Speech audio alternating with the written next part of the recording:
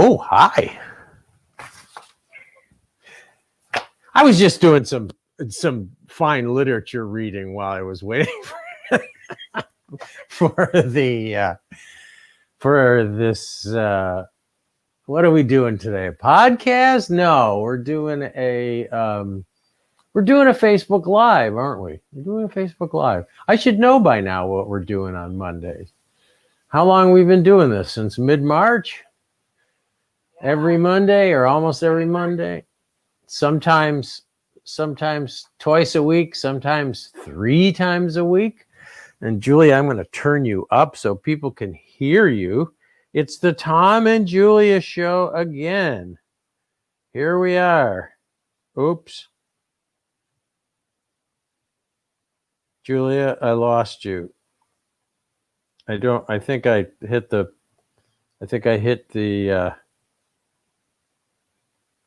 Julia, call me back. I grabbed my phone and I hit the hang up button, I believe. Or I can call you back, Julia. Anyway, while we're waiting for Julia, how's everybody doing today? People go out and go fishing or hiking. What did you guys do? What did you guys do this weekend? Mid-March. Ralph, you've been here since mid-March? There's Julia. Hi, Julia. Sorry, I think I hung you up. I've been doing that lately. For some reason, when I grab my phone, I touch the hang up button. I don't know. It must be old age catching up with me or something. I've come a long way since March. Jerry, you think my tying has gotten better? I know our production values have gotten a lot better since mid-March. But I don't know if my tying's gotten any better. Probably has, because I've had more practice than I ever have. So Ralph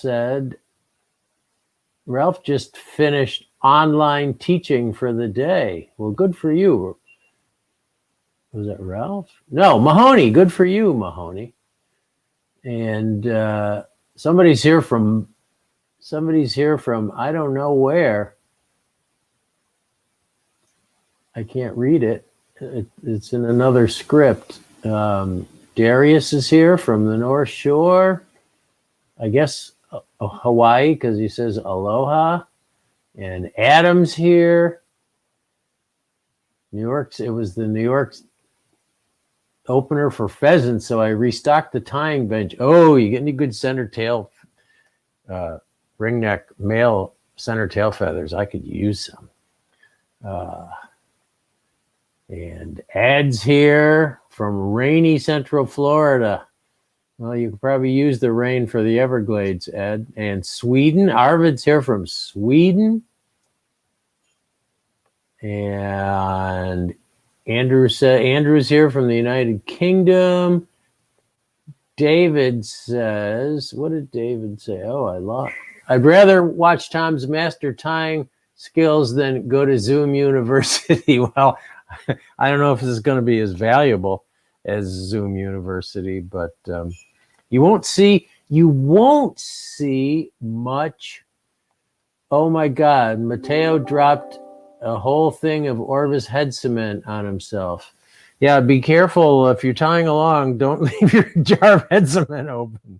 It's hard to get off your clothing too. I have shirts and pants with head cement spots all over them, and they don't come out. So you can get it out with acetone, but you want to take your clothes off first before you use the acetone on your spills. But acetone probably isn't very good for your clothing either. So it may be time for the trash can, Mateo, for your clothing. Longest tail was 22 inches. Ooh, that sounds good, Adam. Yeah, I'll take a couple. This is the pheasant tails. So it's a little bit after 3, so let's talk about what we're tying today. We're tying Dawkins DD Midge. This is a really easy fly to tie. Really easy fly to tie. it's a guide fly. You know, a guide fly is guides. Guides are some of the hardest working people in the world. They get home from 8 hours or more on the water, rowing a boat, untying knots, playing marriage counselor and psychologist and everything else that they do. And then they realize that they don't have flies for the next day for their clients. And so they need a fly that's going to be simple and effective and efficient. And this is this Dawkins DD Midge is one of those kinds of flies where you need to get them done quickly, but you need a fly that's going to be effective. And it's a really cool fly because it is so simple. When I this afternoon I started. I knew I didn't have to practice this fly very much. You know, sometimes I. Sorry, Julie, I had a call come in. Sometimes I practice a fly before I tie it here for 2 or 3 days, and I might tie dozens of them until I figure out all the steps, and so that I can explain some of the pitfalls and some of the tips to you. I need to tie a bunch of them. This fly I sat down about a half an hour ago and tied 9 flies, and I'll show them to you actually. Oops, the camera's not on. Oh boy, let me turn the camera on here. There. So I tied 9 of them. And it didn't take me very long. It took me about 20 minutes, and I wasn't really rushing. So this is a fly that doesn't require a lot of fuss, but it's a really efficient fly. There are times when you want to fish a small nymph, particularly with a dry dropper. You want to fish a small nymph below your hopper or your big dry fly, and you want to get it down quickly, and you don't want to have to put split shot on a dry dropper rig, right? You don't want to be putting split shot below a dry fly, but you want it to sink quickly, and you want it to get down, and it's tough to get a small fly down.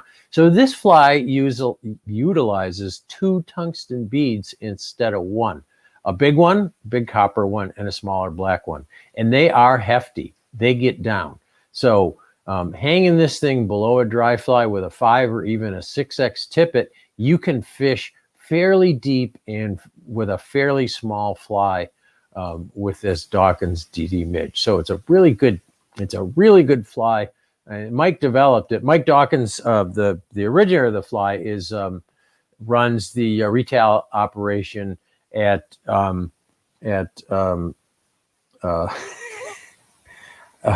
in Victor, Idaho. Then, oh my God, Worldcast Anglers. Worldcast Anglers. And Mike's been a guide, and Mike also ran a fishing department of an Orvis store in Jackson for a while. So Mike's been around the block. Mike's been around a long time, and during his time guiding, he wanted a fly that would, you can hang on a dropper.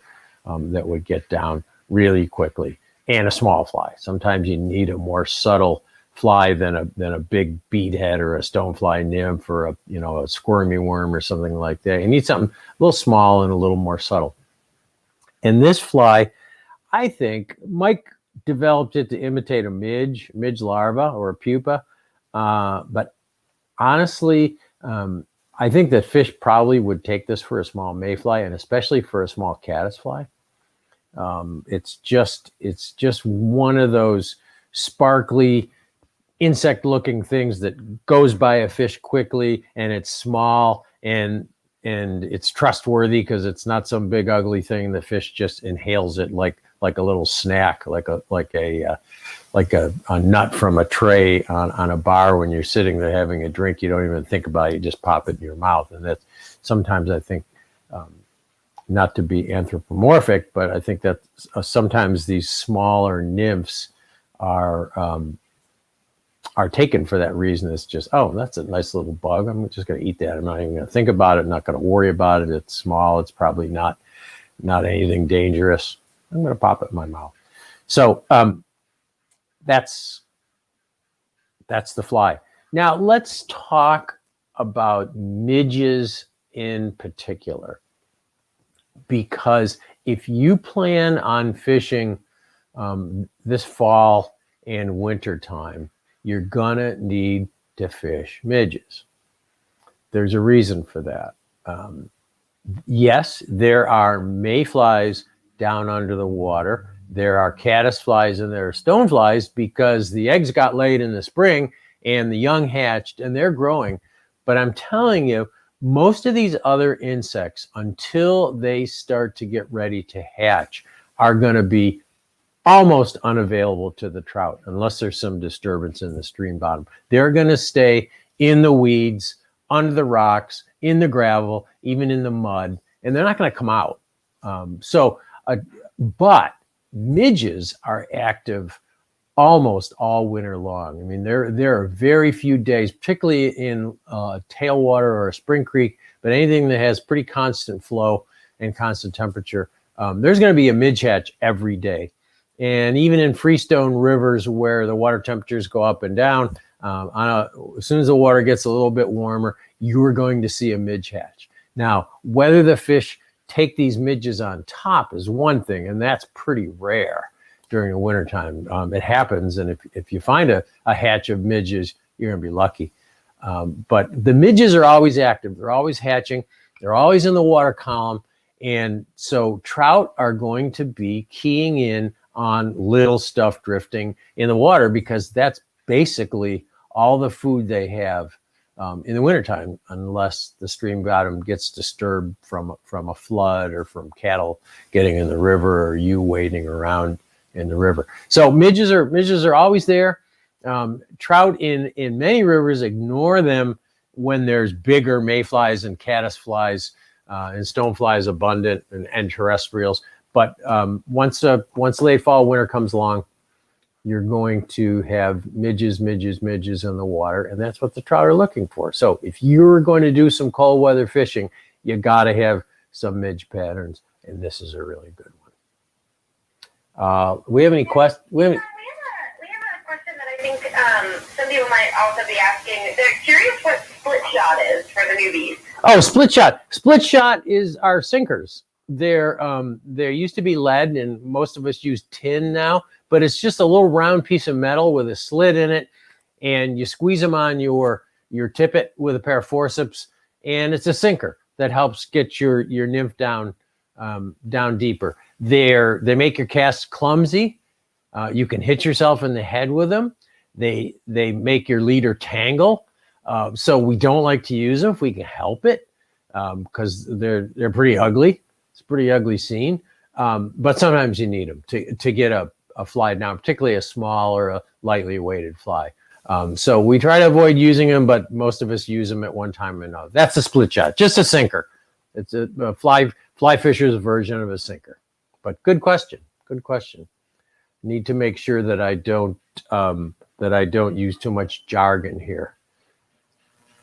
Any other questions? And then when you were before I asked that, Arvid is asking what temperature are you talking about with this fly, or were you talking about? Well, midges are going to be active all the time. So we're talking about. That's a good question. In a tailwater or a spring creek, the water temperature may stay in the 40s and maybe even the 50s all winter long. Probably not 50s, but at least high 40s all winter long. And midges will be active almost all the time. If you're in the South Platte or in one of the spring creeks in Montana, the North Fork in Arkansas or the White River, where the temperature, their tailwaters, a stream that comes out of Bottom Release Dam, the temperature is going to be pretty constant. There's going to be midges all the time. If you're in a freestone, in other words, a river that's not controlled by underground springs or by the release in a dam, your typical mountain river, the temperature is going to go anywhere from 32 up to maybe 45 on a winter day. And probably at 32, you're not going to see many midges hatching. But as the water temperature gets up towards 40 or, in the 40s, you will see some midge activity. I don't know exactly. There are many, many, many species of midges, hundreds and hundreds of different species of midges, and some of them may be adapted to certain water temperatures. So I can't tell you an exact water temperature. But when the water temperature climbs a little bit in wintertime, that's going to stimulate some midges to be active. Good question. Anything else? Any other questions? I see a lot of. Mateo's asking, how do you fish this? How do you fish midges? Oh, good question. You fish midges dead drift, period. Dead drift. Midges don't swim. They can't swim. They're tiny. When they're in the water column, they're going to be drifting at the same speed as the bubbles and the debris. So any kind of drag on a presentation, not that it won't work, but it's not very smart and it probably won't work. Any kind of drag on your fly is probably going to ruin things for you. So dead drift, period, with midges. That's the way I would fish them. There might be an occasion where your fly starts to swing. Maybe it swings up from the bottom and it looks like a midge emerging and the fish might take it. But you want to be careful of drag. Any other questions? I don't think we have any more questions at the moment, but I'll pipe in if they come in. Okay. All right. And then let's talk a little bit before we start, because this fly isn't going to take long, about beads. Everybody's always asking me what size bead do you put on this and what size bead do you put on that. Beads are confusing for a number of reasons. One is that some beads are sold in fractions. Some beads are sold in 1/16 and 5/64 and 3/32 and 7/64. And I don't know about you, but I'm not an engineer or a carpenter, and I don't know which is bigger, 5/64 or 3/32. And if you can do that on the top of your head, you're a better math person than I am. I wish all beads were sold in millimeters, because we know that a 2.5 millimeter bead is bigger than a 1.5 millimeter bead. It's a lot better system. If you buy beads or you have beads that are in fractions, there are charts on the internet to help you.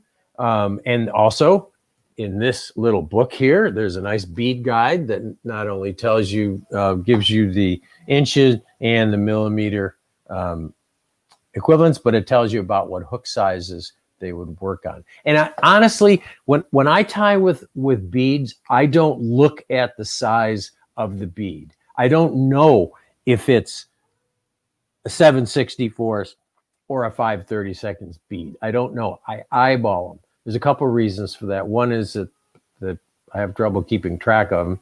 And the other reason is that beads that sold for fly tying are not precision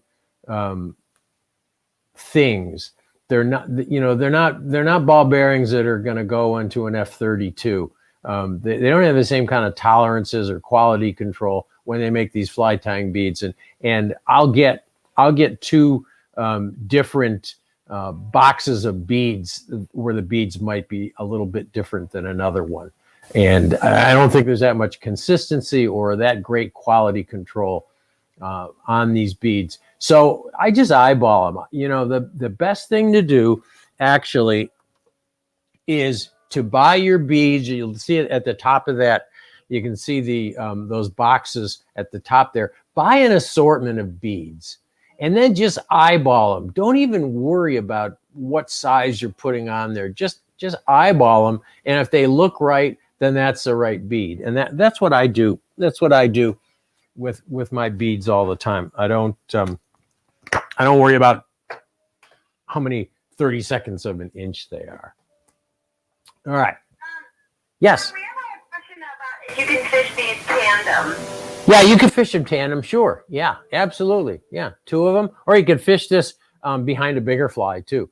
In the wintertime, you never know. Fish might take a stonefly or a bigger fly, and to help get it down. This fly was designed for when you're hanging a single fly off a dry fly, really a dry dropper. But yeah, they'll definitely work in tandem, or you want to fish three of them.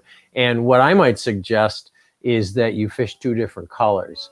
Mike likes these in, you can see there, Mike likes them in red and black and green. And those are also the colors that I would tie. Red, because a lot of midge larvae are red. And also, I've had really good luck with a red copper john this year, size 16. So I'm pretty into red nymphs. Black is a really good subtle color, and a lot of the midge pupae are black. And then not only midges, but you find a lot of small caddis larvae and pupae in a bright green color. If you fish the South Platte, particularly the Dream Stream, there's a lot of bright green midges in there, and it's also kind of a pop color and might be a hot spot. So those are the three colors I would tie them in. But you could tie them in brown, you can tie them in yellow, tan. I would experiment with lots of different colors. The cool thing is that you can crank these things out so quickly that you can experiment with lots of different colors on them. Any other? Yeah, I'm curious about this too. Josh is asking, what are the pros and cons of beads that have a circular hole versus a bead that has a slit on the one side? Oh, slotted beads are designed to be fished on jig hooks.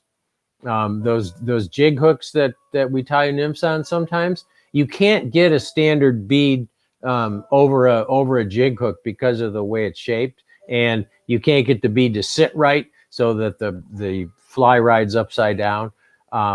The slotted beads are mainly for jig hooks. Not that you couldn't use a slotted bead on a regular hook like I'm going to tie with today, a non-jig hook, but the problem is you got that big slot and the bead kind of has some slop in there, and you have to put some glue in there or fill it with material. So not necessary to use a slot, but all you got is slotted beads. They'll work fine, but they're made for jig hooks. Yeah. Yep. Any other questions? Let's see some.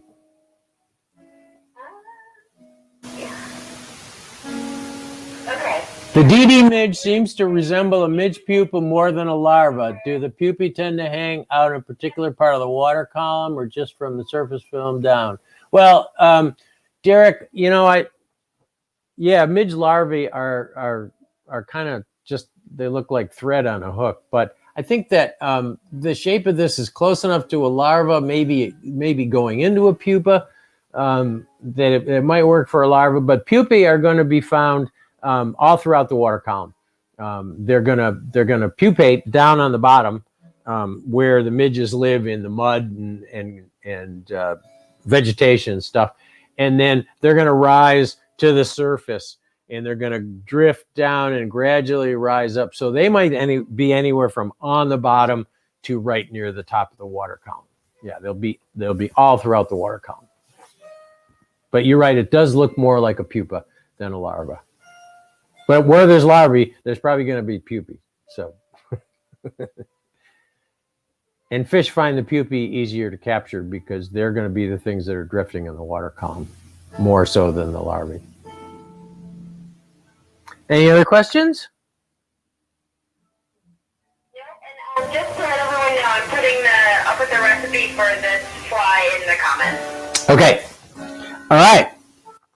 Let's go tie one of these.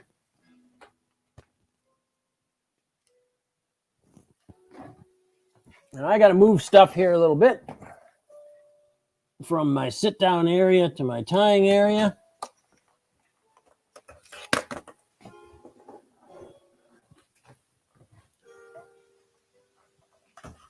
Okay, so that's what one looks like. That's a green one. Let's go to the materials. So first thing we're going to do is we are going to take a curved hook, any kind of curved hook.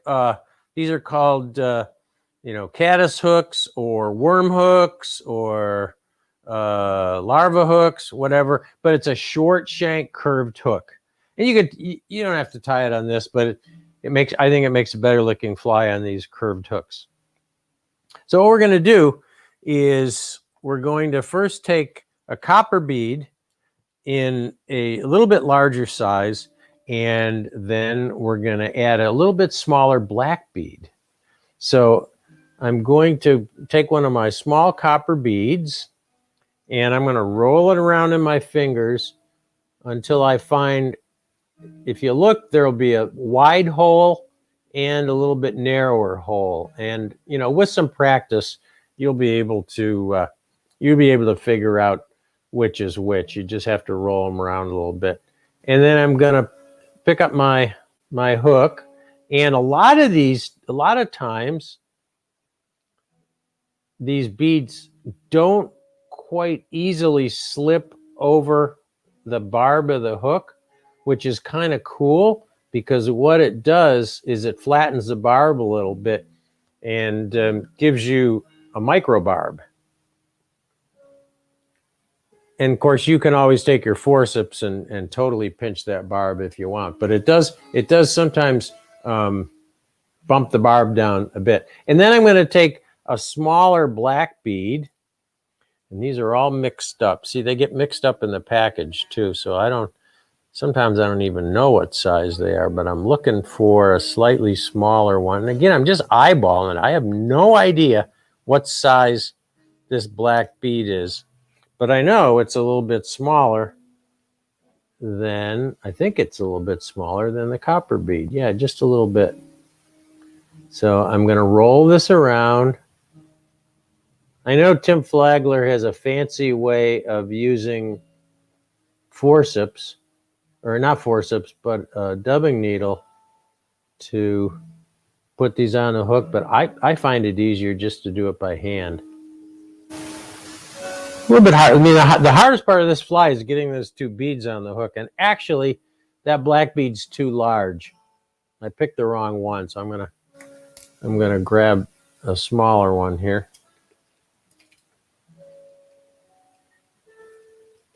I should have a pair of forceps to get these beads out of here. There's a smaller one. Okay. I'm going to roll it around. And again, I would advise you doing this over a table or over a bowl, because if you drop these beads on the floor, you're never going to find them. So don't just hold it over your lap. So now I've got a bigger copper bead and a slightly smaller black bead. And yes, you could use any color bead you want, but if you're tying the Dawkins DD Midge, you're going to use a copper one and a black one. So I'm going to take this guy off here. And I'm going to tie red.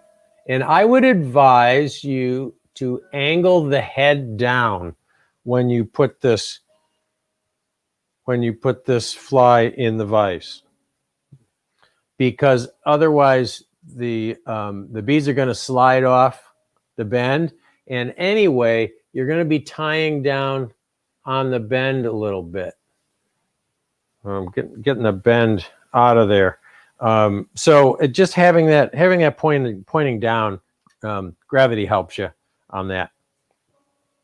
And then just going to take my red thread, and it's a good idea to use a heavier diameter thread here, because you're going to want to build the body up a little bit. So just start your thread behind the bead and wind it a bit to help that bead stay put.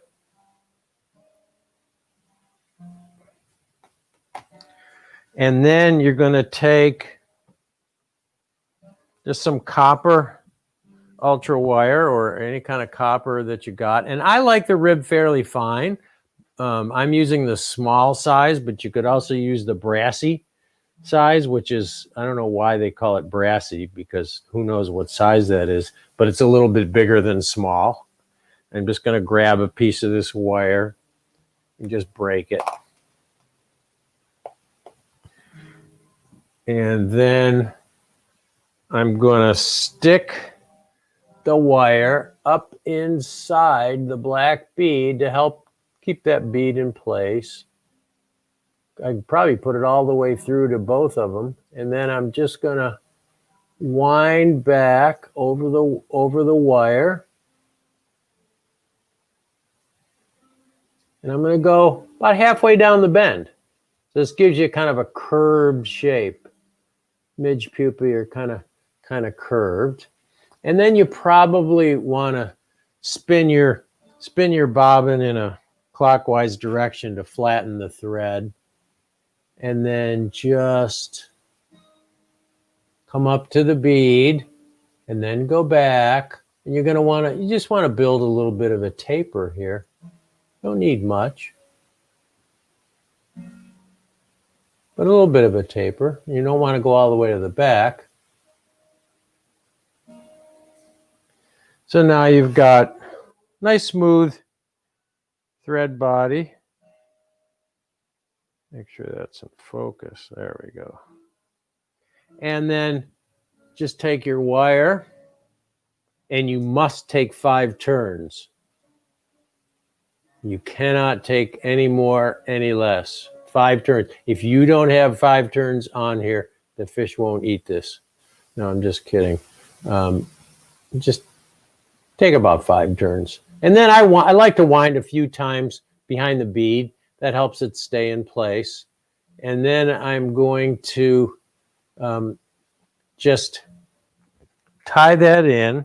And I know some of you like to helicopter your wire, which is a great technique, which is you got to grab the hook, especially with a small hook, and you just wiggle this thing until it breaks off.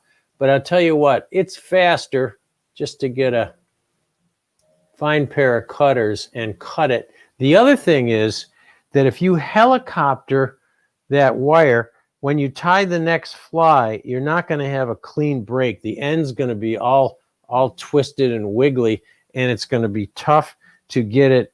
It's going to be tougher to get it in under that bead. So I like to cut it, but not a big deal. However you want to do it. And then you whip finish and you're done. That's it. So if you haven't tied many flies or you're just starting out, this is, it's a great time of year to have a bunch of these. And, it's a great fly to practice on because it's just so easy to tie. And it looks good. That's a good looking fly. And then put a little pressure on that thread and then cut it really close so you don't have a little thread sticking out. You might have a little thread sticking out, but that doesn't matter. And that's the fly.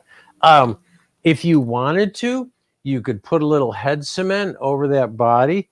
You don't really need it. Thread's pretty strong, and it's really not going to fray that much. You could also put a little thin UV cure epoxy on it if you want, but that's going to build up the bulk a little bit too much. I think that head cement is a better idea. And that's the end of that fly. So it's a good looking fly, pretty simple and fast. So you can crank out a bunch the night before you go fishing and, have a really nice selection of flies for the next day.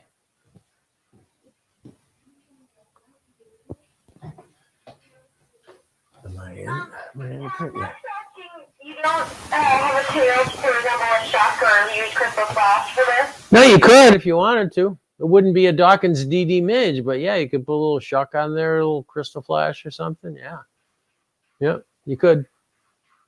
I don't know how much more effective it would make it, but you could if it makes you feel better. You might try it. Then it would be a new pattern. Then it would be your own pattern. Yeah. I mean, you can experiment a lot. You could try 2 different colored beads. You could try 3 beads, maybe. You know, the idea is there. I'm just kind of planting the seed for. This is a great pattern to tie, but please experiment with your patterns. There's not much to it. Thread, wire, or use a different color wire instead of copper. You know, use a purple wire, or you know, a black wire, something different.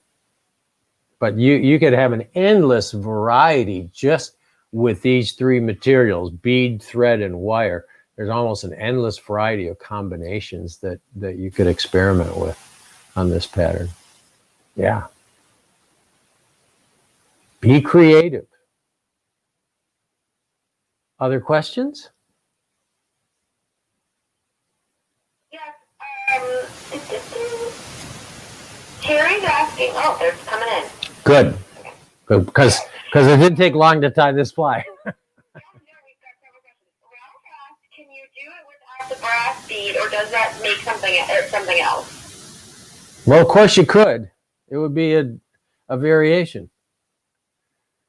There's no could you or can't you. It's, do you want to? Do you want to experiment? It's the same with all these fly patterns. If you want to tie Dawkins DD Midge, then this is the way to tie it. But that's the only right or wrong. You know, it's not a wrong fly if you change one of the colors or one of the materials. There's nothing wrong with it, and it's probably worth experimenting with. I can't tell you if changing things would work or not. That's something that you should experiment with. But you know, when you tie a standard pattern like this, that's been developed by Guide and has been sold by Orvis and been around for a long time and been in fly shops, you know it's an effective fly, right? You know it's going to work, and so that's a sure thing because it's been around.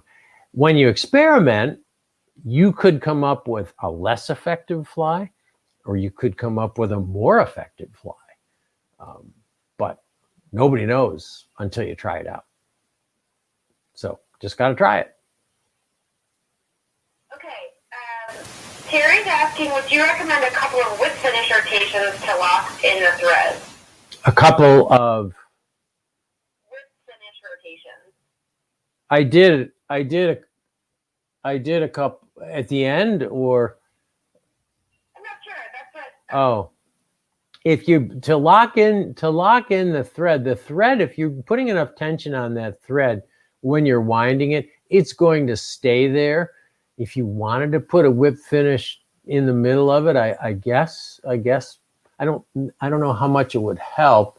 That copper rib is going to help the thread from fraying or unwinding.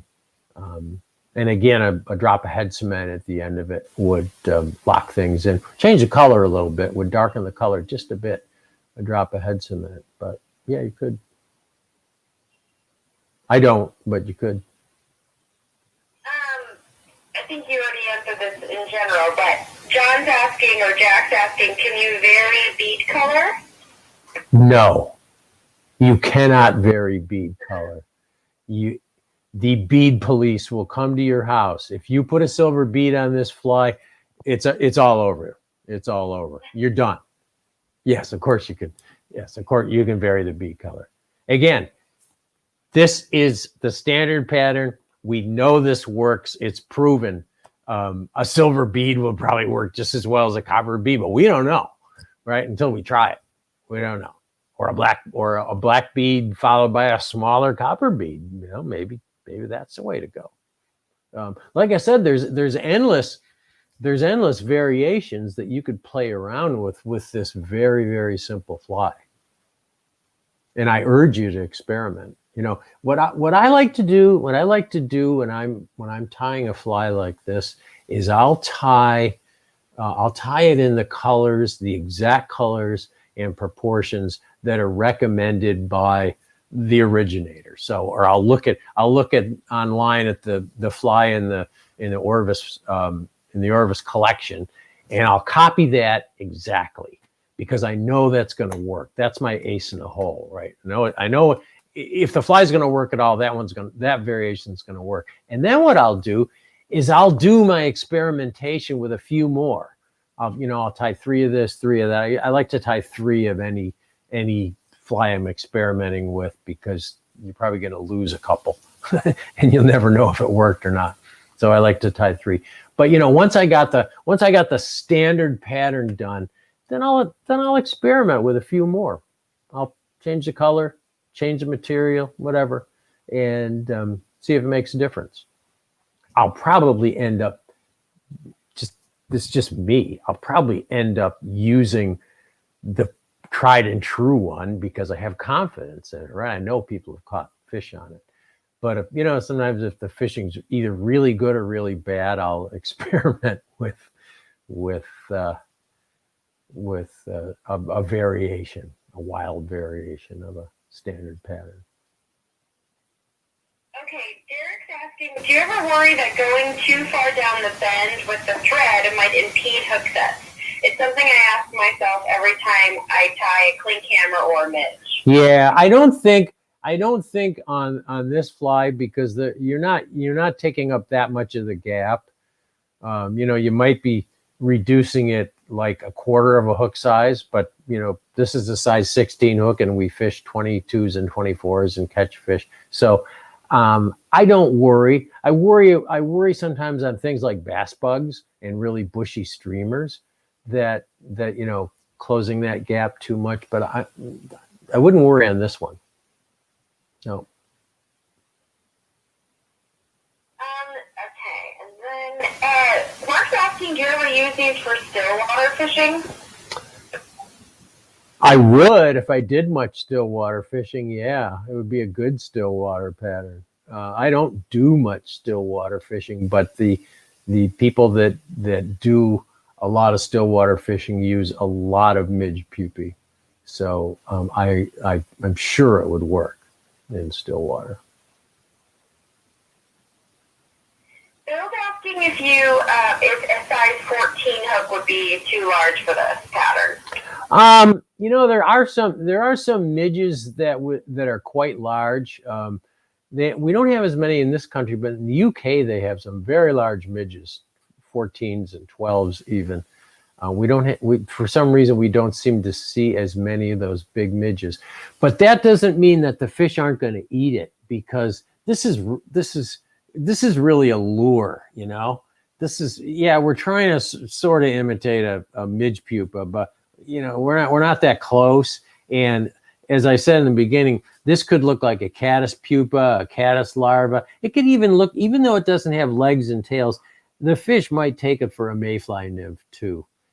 So yeah, I would say try it in 14s. Try it at a size 10, early in the season in heavy water. I think it would work. It's designed to be a fly where you want to fish a small fly and you want to get it down quickly, but that doesn't mean it might not work in bigger sizes. So yeah, I'd try it, definitely. Okay, and Sal's asking, if you're fishing 2 droppers, where would you tie this on the line? If I was fishing if I was fishing a dry dropper, I would drop this, depending on water depth, but I'd drop it about, a foot, maybe 15 inches below my dry fly, the first fly. So I'd tie the extra piece of tippet to the bend of the hook on the dry fly. I'd come down 12 or 15 inches, tie on my first fly, and then I would probably only go, I don't know, maybe 6 to 8 inches between the 2 flies. So I tie on another dropper and tie on the second nymph. But that's gonna, again, it's gonna depend on water level and which flies you have as droppers. Again, it's all about experimentation. There's no right or wrong, and there's no standard answer to this stuff. You start with what most people recommend, and then you take it from there and experiment. Don't be afraid Don't let anybody tell you something is wrong. Experiment. You might discover a new way of doing things that might work better for you. All right, we don't have any other new questions. Okay. Couple comments about your haircut. I knew that was coming. Oh, I did miss a question. Ralph was asking what kind of thread you were using. Oh, I was using 3/0 or 140 denier standard fly tying thread. Only because it makes it easier to build up the body. You don't need to worry about, that's a fairly heavy thread for a size 16. But you don't really have to worry about bulk here because you're not putting much thread on there and you're not tying much in. And it makes it easier to build up the taper. If I was going to tie this in a 20, Roger, I'd probably go to an 8/0, 6/0, maybe 6/0 or an 8/0 thread, in which case you just have to wind a little more thread to build up the body. But on a 16 like this, or even an 18, you can probably get away with 3/0 or 140 denier thread. Yeah, good question. I should have mentioned that.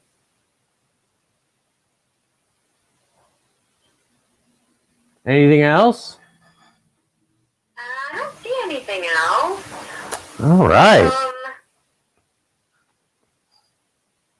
see. We have Mark's asking if you can tie a black one. I don't know if he means right now or in general. If one can tie a black one. Yes, one can tie a black one. I'll show you one. I tied one earlier. And no, I'm not going to tie a black one because it's tied just the same as the one I just did, except I changed the thread color.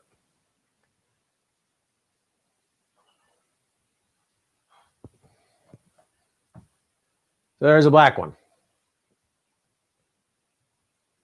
Kind of sloppy. Boy, when you get this close, I mean, you guys are seeing my flies closer than I can see them when I tie them. I can see I left that wire sticking out and my body's kind of sloppy.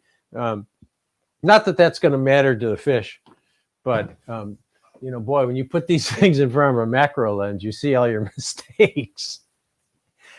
As I see when I tie against Flagler.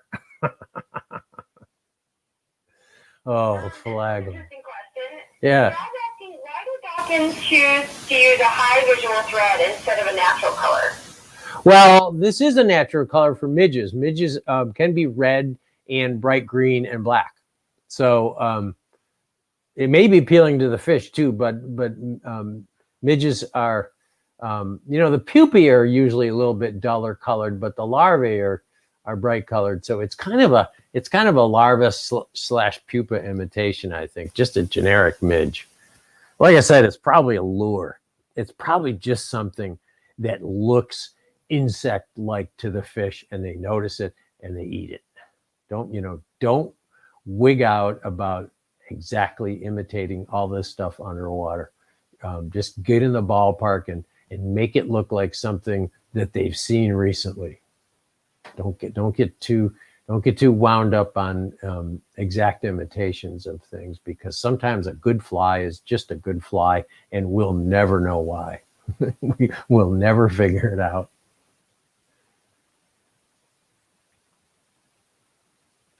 Is that it for the questions?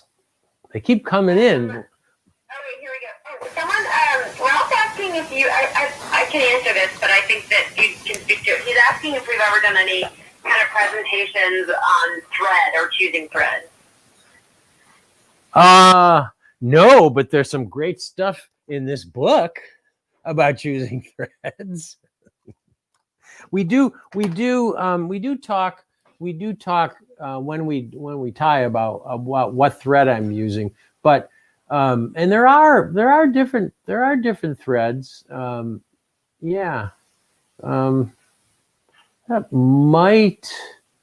might be an interest. Maybe we should do some of these tying sessions on like materials instead of on patterns. I hadn't thought of that. It's kind of a good idea. Maybe talking about threads. Let's think about it. Yeah, think about it. I never, I, you know, yeah. Good idea. Kind of unrelated, but Scott said that he thinks that you and Flago had to have a fish off with the flies that you've tied on during your competitions. So maybe, post-pandemic, we can do a Facebook Live of you fishing together. I don't do fishing competitions. I'm not competitive. Not going there. I'd love to go fishing with Flagler, but I'm not having a contest.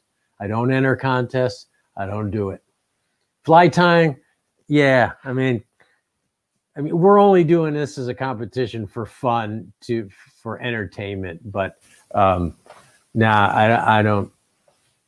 don't do fishing competitions. Sorry. To me, fly fishing is not competitive, and I know there are competitive fly fishing contests, and I think they're really cool. And we've learned a lot from competitive anglers, but personally, I'm not going there. Sorry. I like to go fishing and have fun. Dennis is asking what the purpose of the two beads are on this fly, or what the purpose of the beads are. The purpose of the beads are to sink the fly because they're tungsten and they're heavier than brass, or they're heavier than lead, actually. The purpose of the beads is to sink the fly, and the purpose of putting two beads on is to sink it faster. And the contrasting beads, I think, just adds a nice look to the fly. The black bead probably imitates the wing buds of the emerging pupa, but it may be just a contrast to it. I don't know, but I think it looks cool, and we know it works because the pattern works. So, but the main purpose of putting two beads on is to sink it faster, and to get a small fly that sinks faster, which is difficult. Lots of people in the comments are saying that they would love a material session, just like going over sizes for time. We have like at least 4 or 5. That's what they would love. Okay. Session on that. Yeah. Well, it looks like we may all be cooped up for a while, and we're probably going to continue these things regardless of what happens in the world. Because it's proven to be fun, and you've told us you like it, and we're engaging you and providing you with entertainment and education, which is what we want to do. So yeah, I'm going to think about that. I think that's a great idea. Lots of people like asking if we do a materials to have it also be kind of a complex substitutions and things like that. Yeah. Okay. All right. We have another question that's it's not quite related to what we're talking about, but I'll throw it to you in case you want to entertain it. Jeffrey's asking, what are your thoughts on fishing over brown trout in the fall during the spawn? Oh, yeah, good question. I don't believe in fishing over brown trout when they are visibly spawning on a red. So they're spawning, they're trying to reproduce, they're kind of vulnerable, and we're pestering them when they're trying to create new brown trout. So it's not a cool thing. It probably really doesn't hurt the population that much, but it's just not a cool thing to do. As far as fishing for brown trout, if they're not on the reds, they start migrating and are in the process of getting ready to spawn as early as late August. They're starting to move. They're starting to get in position. They're starting to get kind of aggressive and nasty. If it bothers you to fish to a fish when it's spawning season, then just don't fish in the fall. I don't think it hurts at all to fish during the fall for brown trout if they're not visibly spawning. Otherwise, you just quit fishing. I don't think you're going to hurt anything, so it doesn't bother me. But if it bothers you, then don't. But you know what? We're always pestering fish when they're doing something important. If we catch them in the spring, we're pestering when they're trying to eat and survive. We're always jerking them around. So think about it. But I caught a big brown trout yesterday, a big male brown that was obviously getting ready to spawn. He was colored up. He had a hook jaw, but I caught him, in the middle of the water column in a place where there were no reds nearby or anything. It didn't bother me. He was obviously aggressive, came up in the middle of the water column and smacked this streamer. But he was in the spawning mode. So I guess that's a long-winded answer. If you want my advice, don't fish over spawning trout just because it's not cool. Period. Warren's asking if you could show the book again that you're talking about. He said he missed it. It's called The Orvis Fly Tying Guide by a guy named, can you see that? By a guy named Tom Rosenbauer. This is the second edition. About 4 years ago, I started totally revising this. I had another. This is the original one here that I wrote in, I think, the early 2000s or something. 2001. Link to it in the chat. Yeah. These were, all these pictures were shot on chromes, on slides, and fly tying has changed fair amount, new materials and new techniques. So I totally, about 4 years ago, I started totally revising the book. So it's all new pictures that were shot on high resolution digital. It's got hook charts in it. It's got nearly all the fly patterns for nearly all the flies that are in the Orvis line on the website. And it has a lot of step-by-step instructions in it. So, that's the book. You can buy it. I don't mind. Some of us are book learners. Some of us like to learn online for free and watch free fly tying videos. Some of us like to have a book as a reference. I'm both, but I like to have a book as well as looking at online videos for things like learning how to edit video, or how to fly a drone, or some of the other things I'm interested in, the operations of a camera. I'll watch online videos, but I also always buy a book because I find that I learn better with both methods. And some of you might be just book learners. Some of you obviously like to learn from video. That's why you're sitting here today. They both work. Oh, whoops. I've accidentally been commenting from my personal Facebook. Sorry about that, guys. But the comment, oh no, never mind. It came through okay. Uh-oh. That Tom is such a jerk. What a pain in the butt he is. All right, there it goes. It's on there if you want to go through. All right. I don't think we have any other questions. Okay.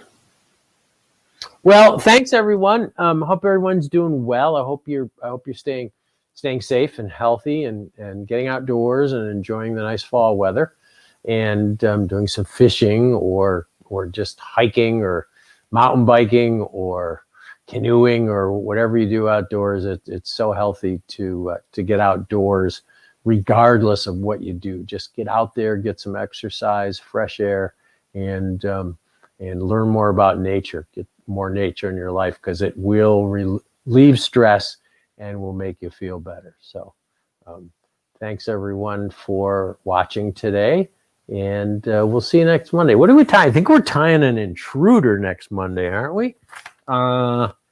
Yeah, October 26th, a steelhead intruder. So this is not going to be as simple. There's lots of steps hit there, and it's not super complicated, but it's a more complex fly. And it's steelhead season. So we're going to tie kind of a classic. I mean, the intruder is a kind of a style of a fly, but we're going to tie the intruder with all the bells and whistles, and they're beautiful, elegant flies, and they're kind of cool to tie. So it should be fun. And that's when I got to practice. I'm going to have to practice this week on my intruders. So anyway, we'll see you soon. Thank you.